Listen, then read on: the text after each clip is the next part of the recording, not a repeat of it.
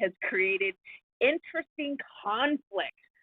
They call it triangulation, right? That when a triangle is formed.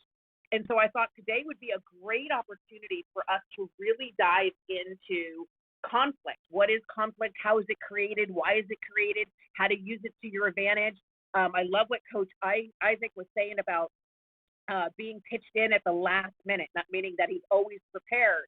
And I want to be able to touch on that today too. So Tony, don't let me forget about that, about jumping in. Listen, absolutely. And speaking of jumping in, I'm going to jump in before you get into the meat of all of it. Go for it. To make sure that we're setting this room properly. So it is great to hear you, and hopefully we'll be able to see you. So good morning, everyone, and welcome to another episode of, well, it's Coffee and Clubhouse this morning. And we're going to be talking about conflict and just being another way to break through your limiting beliefs, and part of that, designing your genius, right, is to see that, to know that conflict and what that means and why that shows up in life. Before we get into it, though, again, I'm here with Amilya Antonetti, as we are every Friday at 9 a.m. And of course, we are also streaming on Facebook, LinkedIn, and YouTube. So if you want to follow along, join along, even though this morning we're having some challenges of getting Amilya's smiling face on here, feel free to join. We'll put the link in chat. Tara, if you can do that. If not, I'll do that when Amilya is speaking. We invite you, of course, if you're watching on social media, do share this video out to your friends, because this is one of those spaces where you want to come and learn and grow and bring as many people with you as possible. And of course, if you're with us on Clubhouse, thank you for being here. Oh, you know what? I just realized my mic was a little too far away, so sorry if that sound wasn't coming in clear. If you're joining us here on Clubhouse, please make sure that you're sharing this room. Hit that little box at the bottom with the arrow to share this room, to wake up the algorithm. Let your friends and followers know where you are so they can come in, also learn and share, ask some questions. And of course, ping some people into this room that you know could and should be here, because these are the conversations that can really change the trajectory of somebody's life. We're talking about conflict, and there is no one in life that doesn't deal with conflict. If you're not dealing with conflict at all, or you never have, then you're not really alive. So if you are, then we're dealing with conflict on a regular basis, and we're going to dive into that conversation today. So thank you, Amilya, for leading the charge this morning, as you do every Friday, and thank you for all of you who are here and inviting other people into this room. We're 215 strong here live now. Let's see if we can bring that to 250 or 300. Let's bring some people in, because these are the conversations that can change someone's life and perspective. So with that said, Amilya, let's talk about that. What is it, triangulation or something? I'm not the astro guy. I know. Well, Karen's here with us. We got a couple other people here as well. And again, I know some people give weight and merit to the energy around us. Other people don't. Where you stand on that is really irrelevant for this conversation, because conflict is just part of life. But conflict is something that's also misunderstood, right? When we bump up against something that does not work the way we intended, or the outcome is not how we envisioned it, that is conflict, right? So when you are receiving what you did not intend is a mini conflict, right? And so these things happen all day long. Anybody who's following me on IG got to see my little episode yesterday at the airport, because I was doing nothing but facing conflict, right, as I was trying to get from New York City here to Nashville for the SMART meeting, which I'm really excited about, here to speak in a couple hours. So first and foremost, I am watching the chat. So are all of the other Designing Genius powers to be. If you are facing conflict, if you have a question about conflict, I'm watching the chat so that I can actually answer some questions. But let's start from the baseline. Conflict is information, right? That's all it is when you face something that isn't what you intended. It's either giving you a piece of information for you, about you, or it's giving you information about something or someone else. That is the only purpose of conflict, is a directional guide for you to be aware of information in your formula for success, right? So whatever it is that you want out of your life, conflict is to show you that something is no longer serving, or there's something that you need to know in order to be able to move to your highest and best self, right? So right now, the energy around us is in triangulation. I'm not even saying that word right. Terry, how do I say that word correctly so I don't trip over my own tongue? Wow, nothing is working today. I know, right? I'm like, right. Nothing is working. Right. Yeah, so it's triangulation. It's triangulation. Triangulation. Yeah. So the moon just happens to be to square Mars and Gemini, and so that brings challenges because actually Mercury rules both Virgo and Gemini. So it's this beautiful triangulation. Right. So the triangle, we all go back to geometry, right? Creating a triangle. So there's you, there's the intention, and then there's something else, right? So that just, if you, for the visual learners, that's the triangle that we're talking about. And what you have to understand about triangles is you don't necessarily need to be the original source. A lot of what's happening right now is somebody else's source that you are part of. So when people get confused about why things are not working, because our ego is alive and well, our ego thinks, well, I didn't do anything, that I wasn't thinking that. I got my shit together. Well, maybe it's not you. Maybe you are variable B and not variable A, right?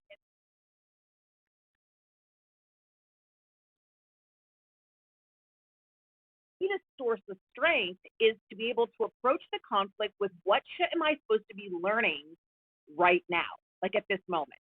So just to give you an example, so yesterday, and again, everybody who has ever traveled in your life, you're going to get to the airport, you try to get there on time so you can get to the gate.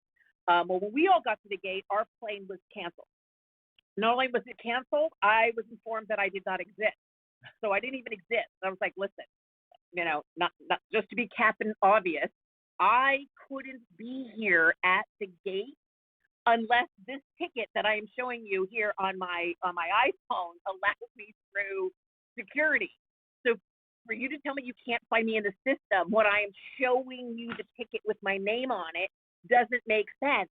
It doesn't make logical sense how I'm standing before you. But that's neither here nor there. There was a few of us that magically just disappeared yesterday, but the response was different, right? So the way people respond tells you about character. So the little grouping of us are non-existent. There was 5 of us who don't exist in the system. We're losing their shit. I mean, literally. Now, trust me, inside of me, I was like, oh my gosh, I've got to get to this event. I'm speaking. I'm doing stuff tonight. I promised to do this, that, and the other thing. All that was going through my head. But at the same time, my reaction to conflict as a behaviorist is to step back to observe. And the reason why I step back to observe is that your greatest knowledge nugget lives in these moments of conflict. Sometimes it's teaching you about you, and sometimes it's teaching you about those around you. And the reason why I really, really, really, really, really want to stress this is we've spent a lot of time on the Genius Hour talking about, and not just me, I think everybody who hit this stage, we talk about the people you surround yourself with, the people you surround yourself, the people you surround yourself. Here's the miss up of this formula. You're judging, and I use that word lightly because judgment has its own issues, but you're grading the people around you based on how you feel about them. That is derailing number 1. And also evaluating them at their best behavior, right?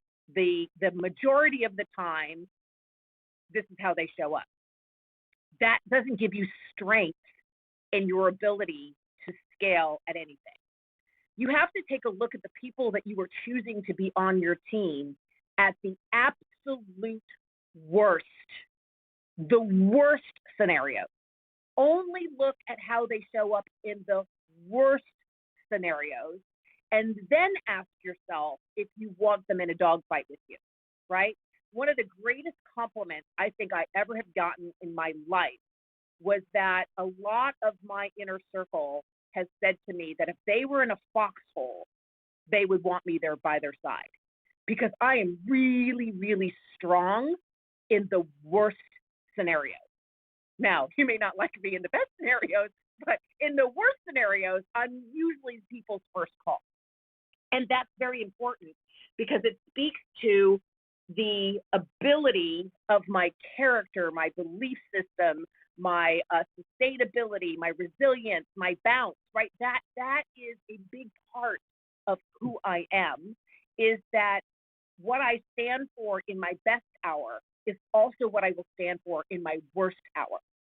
And that is what you have to look at with the people around you, is how do they show up in the worst of hours, right? And this is why tragedy, right, and trauma enters our life, because it becomes a mirror of who the people are, right? So for those of you who've been traveling along with me this year, many of you know that my children's father committed suicide in May of this year. Well, let me just tell you, that was an intention getter, right? Because it was interesting to see who leaned in during this difficult time and who leaned out. And they lean out not because they're bad people. Please, please, please, please, please do not hear that at all. Not because they're bad people. They lean out because they don't know what to do. See, a lot of times in conflict, people choose to do nothing. But nothing, to do nothing, speaks to who they are. It speaks volumes when people choose nothing. Nothing is an answer, right? And so in conflict, right, especially now, there's a lot of people right now having to dig in, right? Scott Simons was talking about it a little bit in him and Ramon in the earlier segment, right? Leaders do the things that they don't want to do, but know that it's part of the responsibility that it needs to do. Leadership is the yuck that nobody else wants to do. Because if somebody else could have handled it, it would never have shown up on your desk.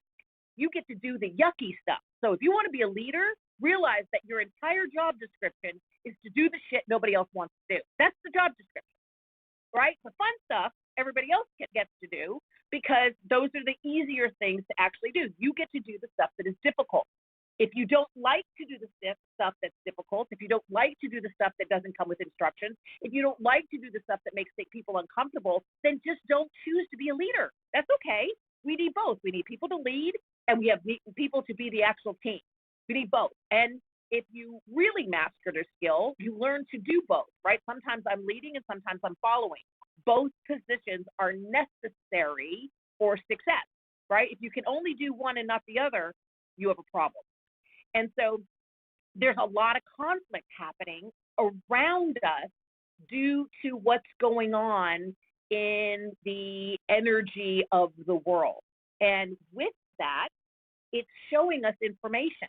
That's all it's doing, is showing us information about ourselves, and showing us information about the people around us. And so what I really want to get sticky here is, as your behaviorist, my responsibility to you, to serve you, is to be able to show you what is happening outside of what you can see.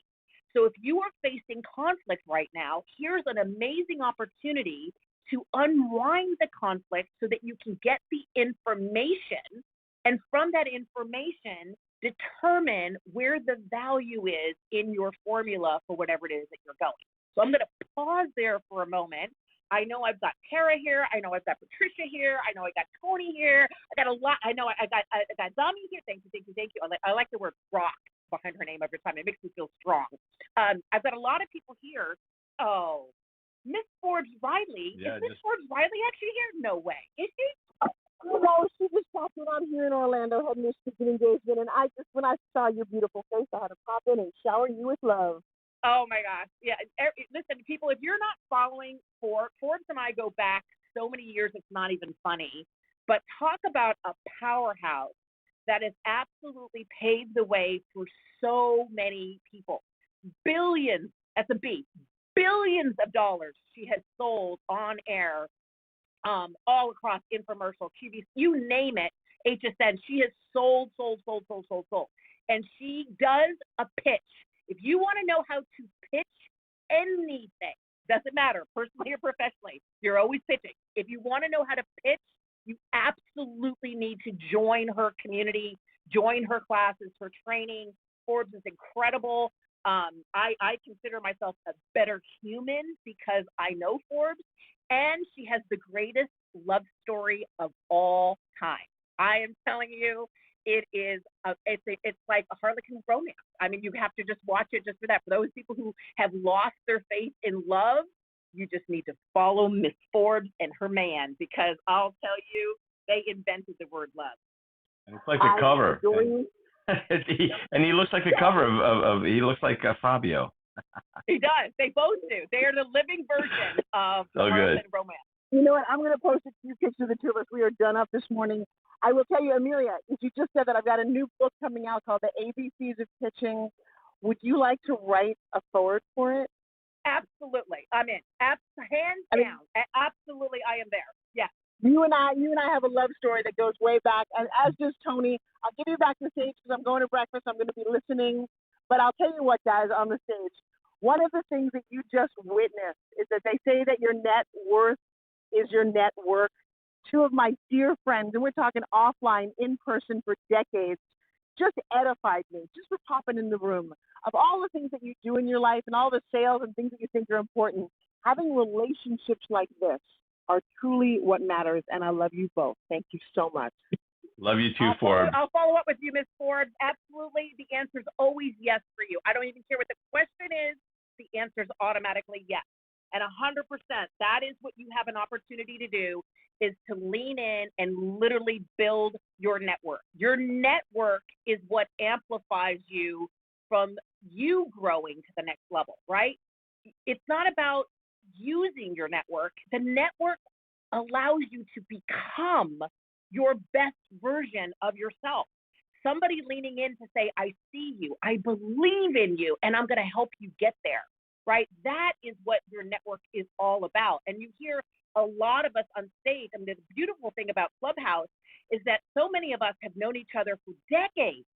You just meet us here. We've known each other. I've known Forbes. My son's first crush, right? He was just a baby, just a kid, was Forbes Riley. He was like, oh my God, she's the most gorgeous woman I've ever met in my life. And he still says the same thing today. Forbes had a huge influence on me as a single mom, helping me raise my oldest son. And that matters. And like all these years later, right? My son's 28 years old, right? All these years later, Forbes still inspires me to become more. And so, yes, what an honor it would be to write the forward of the book. And Patricia's over there going, what? What are we doing now? What? She's like, what are we doing? Well, listen, I love it. Relationship capital is everything, right? It's not the zeros in your bank account, but the number of people that you can rely on, look to, and consider friends. And Forbes is an amazing human being. I don't know, Forbes, how long we've known each other, but it's been north of 10 years, or I'm not even sure how long it's been, but it's been a great ride, and I look forward to many more years of friendship and collaboration. Tony, you for know sure. this. Listen, I was at one of the worst phone calls I've ever received in my life. Worst phone call, right? That Anthony killed himself. When I was standing at the funeral, it did not matter how much money I had in the bank. Nope. Zero. Did not matter how many houses I owned. Didn't matter how many cars I had. Nothing mattered in that moment other than me and a very hard conversation with God, right? Going, holy Toledo, what just happened? What just happened? And in that conflict and that trauma, because I'm still digging out of the trauma, still digging out, I had to ask myself, what am I supposed to be learning? What does this mean? And so it is devastating. And so your assets are not helpful during those times. Your assets are the people that are like, listen, I know you're suffering. It's okay. I got it. I'll take that call. I can't even tell you how much food was sent to my house. How many people sent food, sent flowers, right? GI's on here. I still have the most beautiful, amazing bouquet with my name on it in my office. I looked at it every single day because it reminded me that there was work I still needed to do. that I could not roll over to a fetal position because I still needed to do work here on earth, and more now than ever, given the circumstances of what happened so close to me, that people are in so much pain that I need to do more. Matter of fact, I'm on my way on October 1st to serve our veterans in San Diego, California. So GI, if you're actually really here, I'm loving and I'm kissing on you and I'm thanking you. You are in my heart forever, because that had such a huge, huge impact on me, my family. I look at it every single day. It means the world to me. And by the way, that's just another example of conflict that you have to deal with, right? And conflict comes to all of us. And I'm sorry, I don't know if GI was coming in. I heard something as I speak. She might be working at the same time. She may be listening and working. Yeah. I'm driving. Sorry, I was trying to get to the unmute button. Love you more. I'm driving, so I apologize for the lateness, but the feeling is mutual times 10, ladies. Appreciate I love you, GI. I y'all. just absolutely love you. I am so proud to witness the greatness that you do every single day. Every single day. Oh, thank you. I appreciate that. You're gonna make me tear up.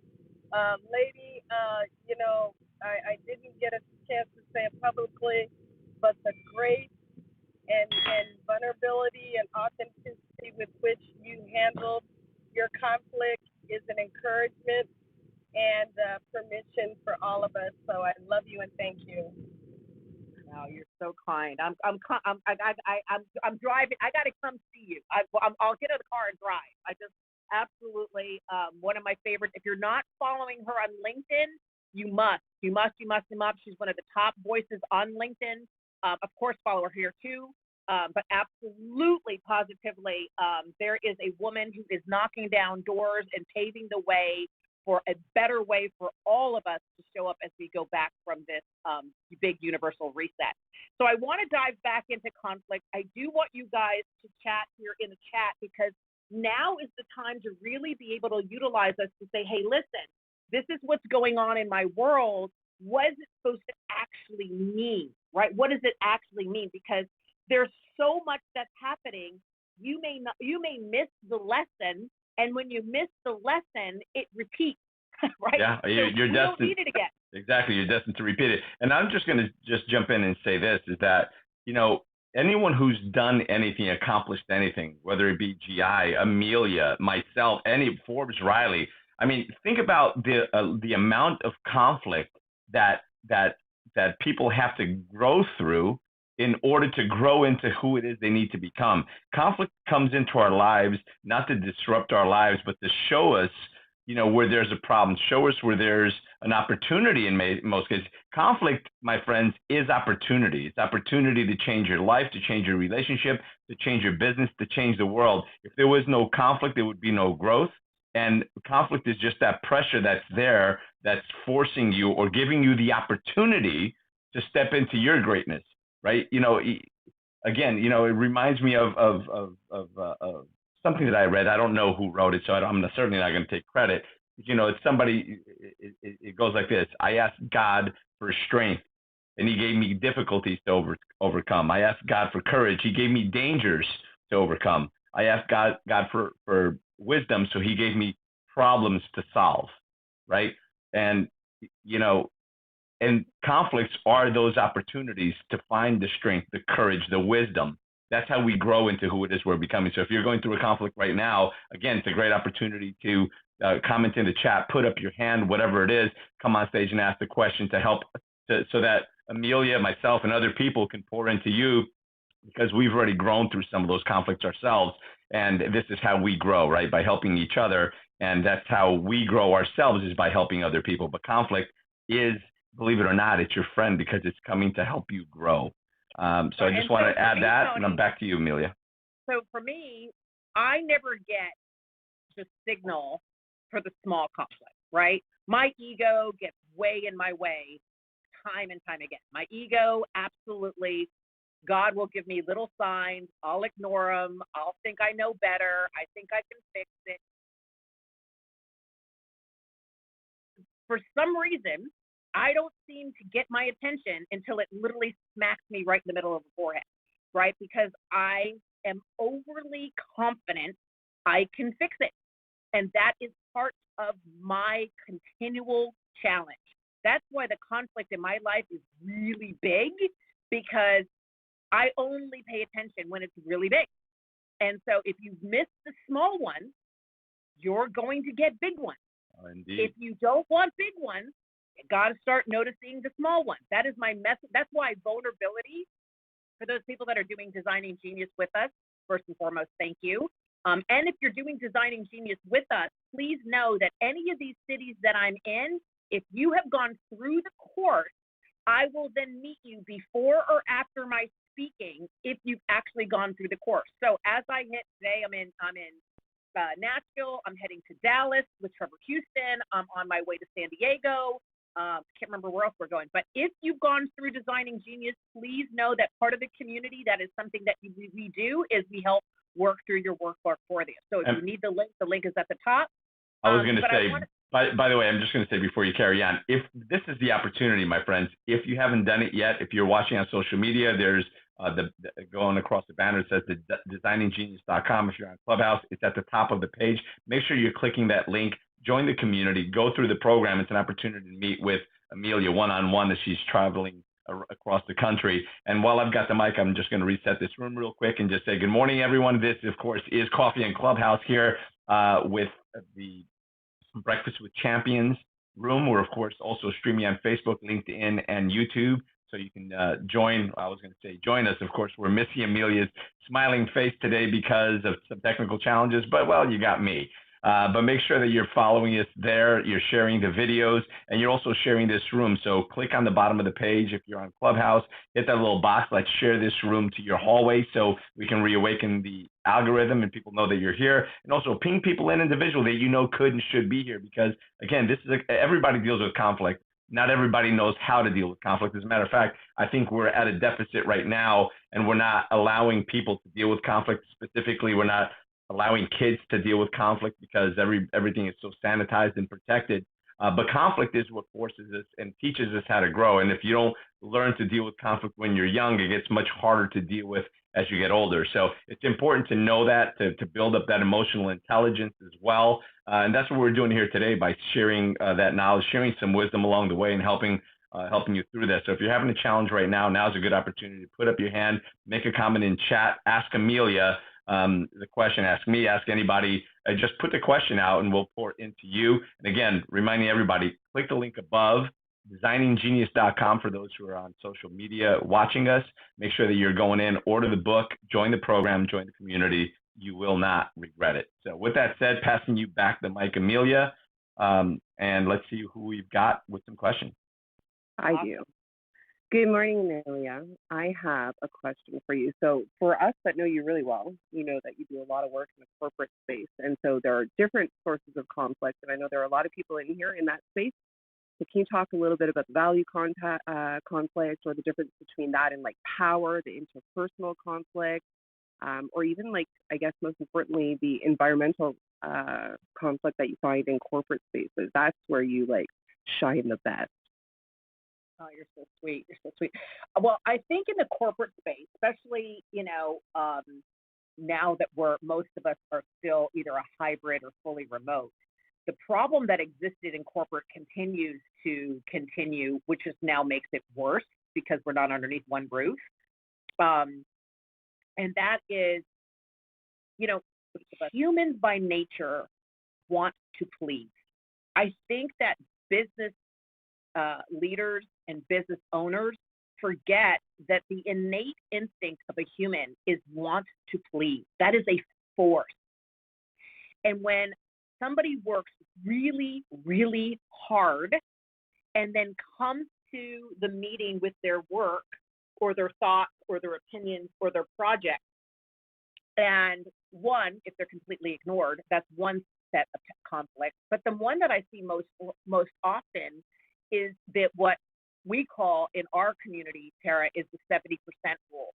People work so hard, they strive for perfection, they go all the way, and they're married to their work.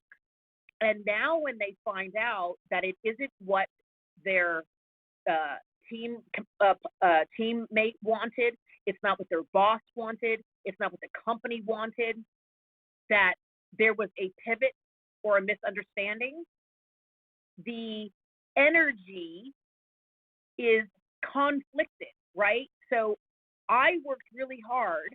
I showed you my work, Tara, and then you're like, okay, really appreciate that, but I want it to be purple, not pink.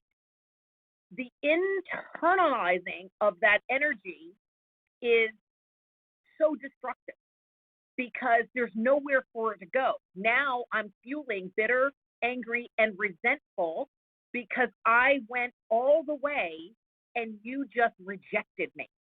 And it happens in small sound bites every single day. And in team environments, it can happen 2, 3, 4, 5, 6, 7 times in a day. And then you compound that. Remember compounding, right? Compound that energy over time. And we wonder why people go, I hate my boss and I hate my job. Well, because they keep trying to please you and you keep rejecting them. That is why putting in clarity for the team of expectation. For those people who were closest to me, they know every single day I'm like, start it, show your work. Start it, show your work. I want you to go minimum, do minimum effort, and then show the work. If you go past 70% in my belief system, in my grouping, in the designing genius world, if you've gone past 70%, you are hurting yourself and the team. I never want anybody to go past 70. 70 is perfect in our world. I would rather you go 25% of the way there, and then what we call is the buddy system. And for those people who are going through designing genius and becoming part, you are going to learn all of these, we call them tools, right, in order to have success. Because if you've only gone 25, 50, or 70% of the way there, you're less married to the work and you have the ability, the space for other people to contribute. If you go all the way, I have to now fight you to put in new information. That is the conflict that happens in corporate America every single day. Amilya, this is Tariko. That's so good what you just shared and so powerful. When you actually understand the origin of the word conflict, then the prefix of that word, con, means together. And the origin of the last part of the word conflict comes from the word Latin word figure, which actually means stuck or stuck, to strike together. And so that word conflict actually is about figuring it out together. So a lot of people, even in understanding the meaning of the word, the origin of the word, would have a different perspective about the word if we understood it, right? We think that conflict, if you look at it too, there's another word tied to it called conflictus, which means a contest. And so we really have to get the meaning of words and understand it through its proper etymology. And when we do, it helps us to make the connection, what you just explained, that togetherness is what you talked about in corporate America. I don't want you to go beyond 70% because if you go beyond that, then you're not doing it with, right? Right. And so you're making a point, right? Brilliance is born in conflict. I say that all the time when people are building a team. The worst thing you can do is hire your friend. The worst thing you can do is hire somebody who's like you. Conflict, healthy conflict, creates brilliance, which means you as a individual, a leader, a teammate, a whatever, have to get comfortable being uncomfortable because the conflict is what causes you to become your best, right? We have this cushy thing about, well, we're going to be a family and we're going to be whatever. No.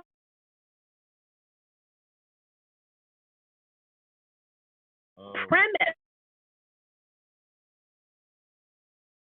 through conflict. And for any of you who've ever moved through conflict with another person, what happens? Intimacy, trust. When you move through the conflict, you build the relationship stronger. Why we don't teach this is beyond me. When we adopted the everybody gets a trophy, everybody kumbaya, we stopped our ability to grow, because the minute something gets uncomfortable, we shut down or we run away.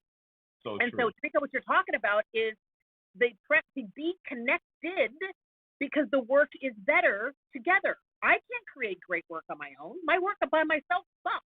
My work works great with other people, right? And so you have to learn that when you're creating that even in the work environment, your teammates, that's an intimate relationship. You're sharing with them your vulnerability. I don't really know. I'm not really sure how to do that. I think this is the next one. You're extremely vulnerable during those times. Well, that's the whole point. The whole point is to create conflict and solve that together, right? The power of togetherness. And so we've built so many soloness.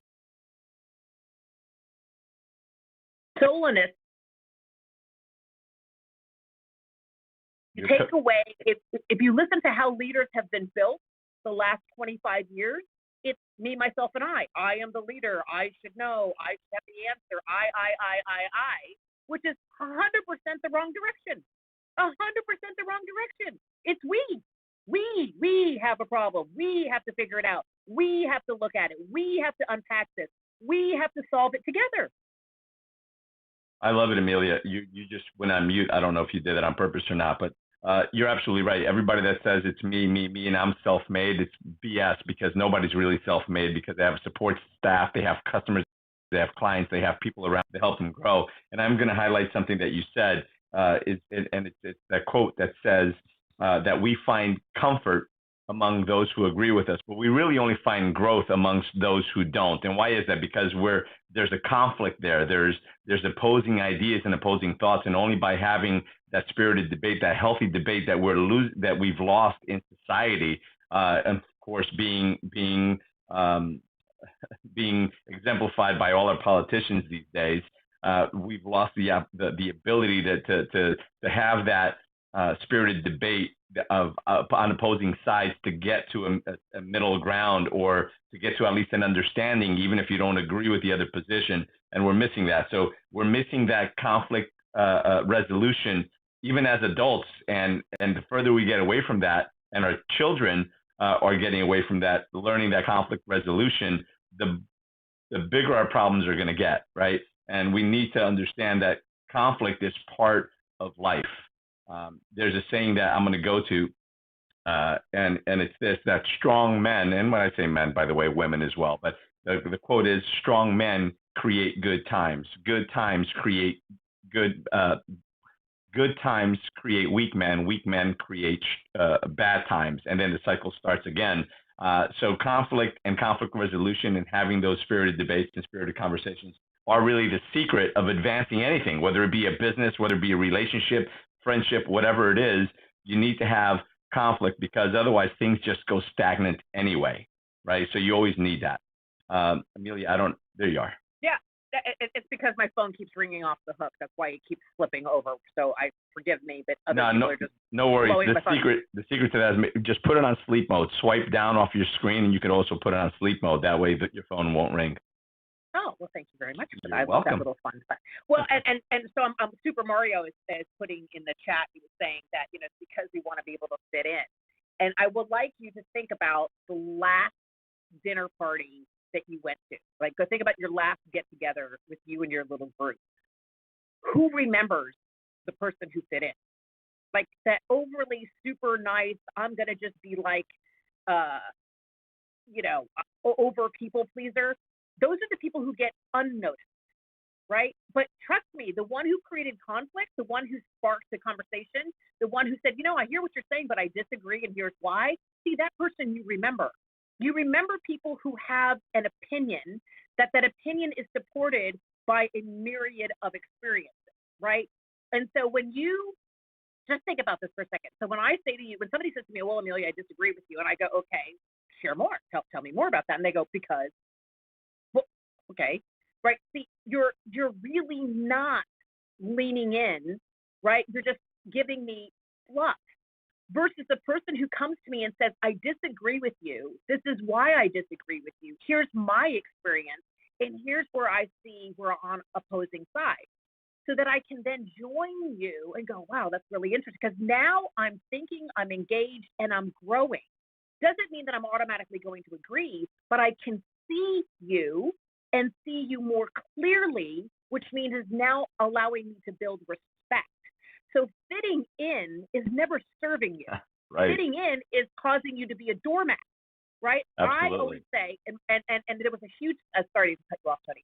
There was a huge, because you touched on men and women, and that also happens to be one of my other things. I think that we've done a huge disservice to men. 100%, and to women. To be honest with you, it's hurting both sides. It's a vicious cycle. It really is. Cycle. But what I wanted to say was that there was a survey that was done in, I think it was Men's Health. That could be a lie, but I think it was Men's Health, and it polled like 5,000 men, and they asked them what is the number one value driver in a relationship with them. What is the number one ingredient for them? For women, love. For men, respect. They would take respect over love. And I think that's important to understand in the human dynamic of how much respect plays a role. For women, respect is the gateway to trust, right? And so if you don't understand that when you just, just people please, you're not putting yourself in the position to earn respect. So and if true. you don't earn respect, how are you going to engage in love? That is so true, Amilya. And I'm just going to add to that just for a second. I don't want to interrupt your stream, but there's a friend of mine that says if everybody loves you, you've got a serious problem, right? Which means you're not ruffling any feathers, which means you're not really making that much of an impact. And I just want to point out, and I thought this was amusing, the minute we started speaking about men and women and that thing, we literally dropped like 25 people from the listeners. And I just find that interesting because so many people are triggered and affected by words and everything else. But the reality of it is we all need to have the courage to stand up and have those difficult conversations, even if people don't want to listen to them, right? Because those conversations need to be had. That civil discourse needs to be had. You need to hear opposing sides of a conversation in order to grow. And I just thought, but it takes courage. And again, if everybody likes you, you have a serious problem. That means you're pandering to everyone and you're not being true to yourself and you're not speaking the words that are in your heart and what you know or believe to be true. And those are the change makers, the people that are ruffling feathers, the Elon Musks that was everybody's sweetheart until he wasn't. Right, because he ruffled the wrong feathers. We can go on to Donald Trump. He was everybody's sweetheart too. You may not have liked him as a person, but everybody was hanging on him until they weren't. So everyone that's a real change maker, we can go back in history and everybody. Tony, I love you, but I don't think anybody would describe Trump in the top 100 adjectives as sweetheart. No, of course. Listen, no. I know him personally. Sweetheart does not. No, it doesn't. But, and what I mean by sweetheart, he was everybody's donor and everybody liked him, right? I know he wasn't anybody's sweetheart. That was the wrong choice of words. And I'm just pulling some of the people that are most on the news right now that are now the villain, where before they weren't that person's villain, even if they were mastermind of some sort. But I'm talking about if you look back in history, anybody who's really made a difference, pushed beyond their limits, had those uncomfortable conversations, and said and did things that were unpopular, right? And here we are. But what I'm trying to do here is point out the behaviorism of mass society, right? And and to be able to internalize that for the individual who's listening. When you are on top, when you're on the top of your game, you will always have popularity, right? You see, the sports, you can use Trump if you want. When you're on the top of your game, that's when it's easy. That's why everybody loves you when you're on the top. Right.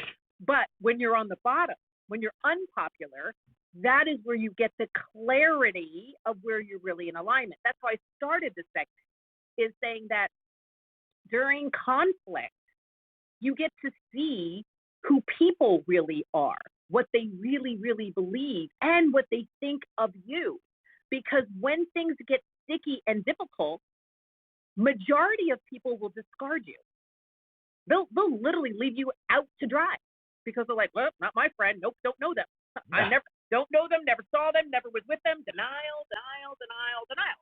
100%. But when you're on top of your game, then people are like, oh yeah, we're best friends. I can't even tell you how many times when I'm in the news, how people say they're my best friend.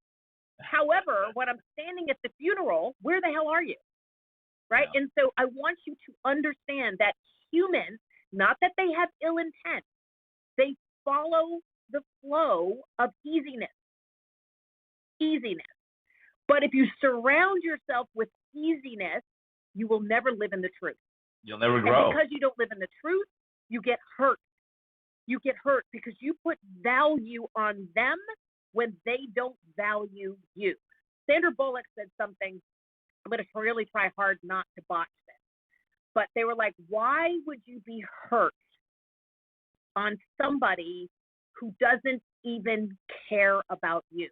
You care, and therefore through caring you feel hurt, but you're honoring that hurt and the other person doesn't care. And that cycle happens when you try to be everybody's friend, when you try to be so accommodating, when you just try to cause zero conflict without understanding that as humans, we're designed to create conflict. Yeah. And the reason why people all opted out when we got into male and female is because people are uncomfortable in understanding the dynamics between the two species, right? What do you need? What do I need? And how do we learn about each other? That scares the hell out of people. But without understanding, I have no baseline on how to serve you.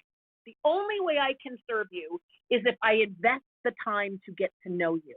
And the only way I know to invest time to get to know you is if you can show me a glimpse of who you are. So disagreeing with me, actually, that's not going to make me go away. Disagreeing with me is going to trigger my curiosity to go, well, why?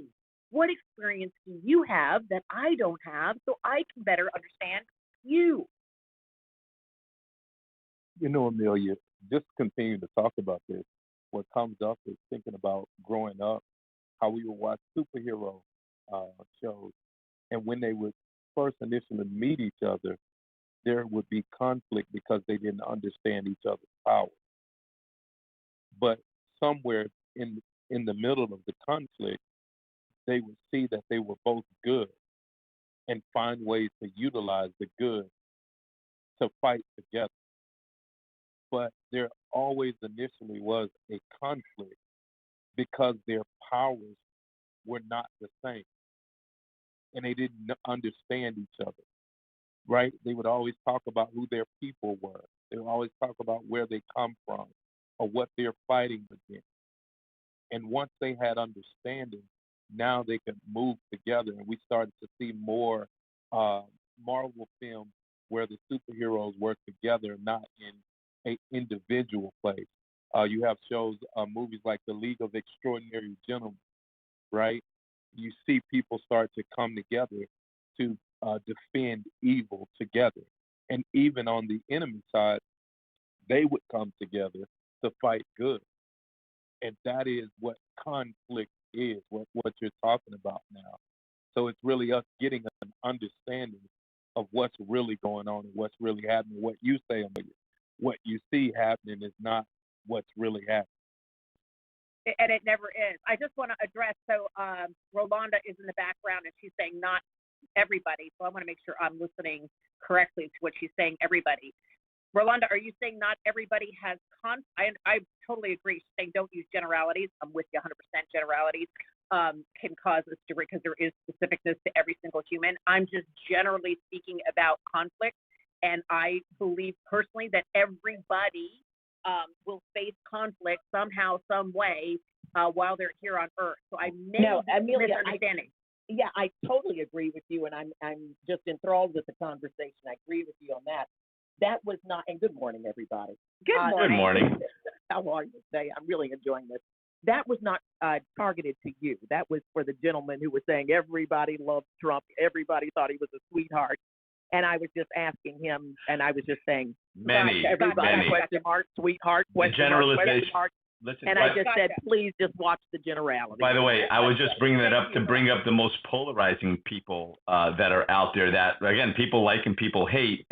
But it's not everybody, Well, listen, not everybody likes water. Not everybody likes a lot of different things. But so therefore, we don't say everybody does. Okay, that was my only point, my dear. That's all. No, that's wonderful. No, I agree. And I'm always. But Amilya, I totally agree with what you're saying. I also disagree with the thing that the gentleman was saying about if you have people who like you, then you and basically that you haven't done anything or that you aren't anybody. Hold on. I'm say just that gonna. Statement again.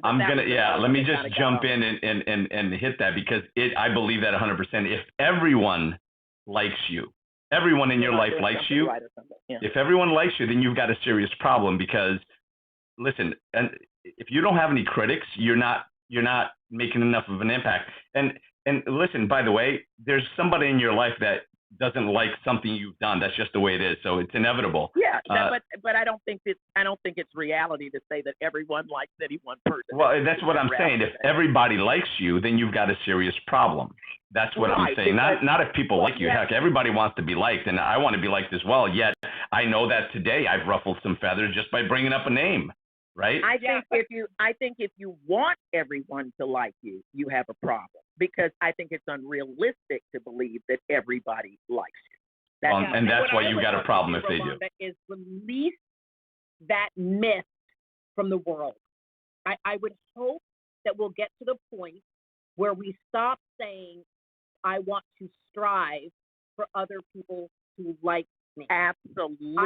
That's where the problem is. Yeah, work on liking you. Hang on, Tony. Hold on. I really want to land it. Yeah. I think the better question for all humans is to say, do you like you? And if you like you, why? And to ask yourself, is there something I could do better than I did yesterday? I think the external validation that we have put into our society, which opens up comparison thinking and all that other crap, has hurt us so much to a point where our young people, and when I say young people, I'm talking 20-somethings and younger, are so hungry for this outside validation. My heart hurts. My heart hurts. Yep, you're absolutely right. And it all starts with the likes, followers, likes, and all the filters. And it's just, I'm just as concerned as you are, Amilya.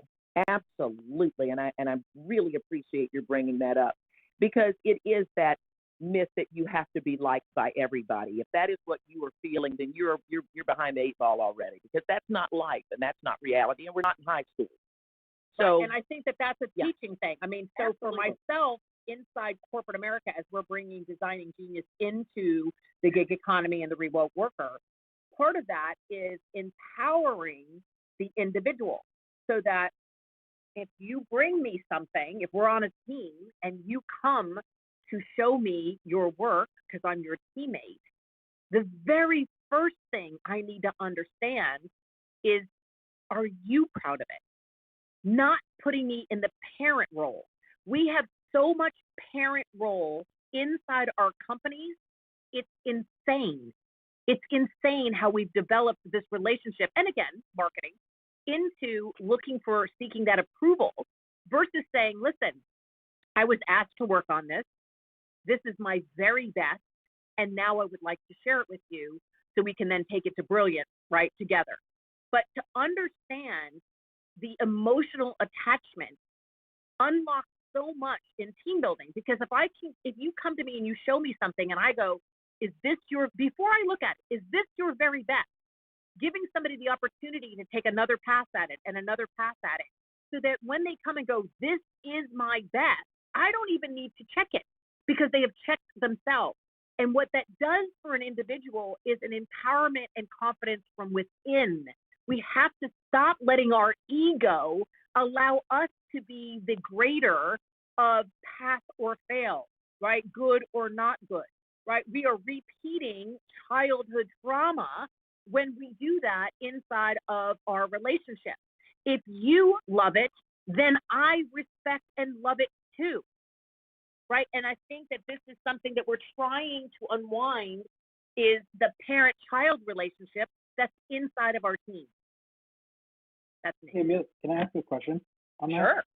For a clarity of, is it like, hopefully I can formulate the words I'm trying to, but this is Super Mario, but like, is it a balance of being an employee, of providing your best work, but also accepting that just because it's your best work, you know, like you said, having that acceptance from the leader or manager over and then critiquing it, right? And understanding that that's just maybe their preference. And also as a leader manager, understanding that of balancing over critiquing in terms of hoping to not build as much resentment, but also pushing to pull out the best work as well. Is it kind of like a balance on both sides to have a good team of getting that self-awareness? I think that's thank you, Super Mario. Two things. One, and this is Amilya's opinion. This is my plain old opinion. I've got no facts to support it. I think that the best leaders of all time are mentors. They're mentors. If you bring me something, you're bringing it to me for me to contribute beyond your thinking. My job is to take it a step farther to enrich it into something that isn't presently there. I'm a contributor as your mentor.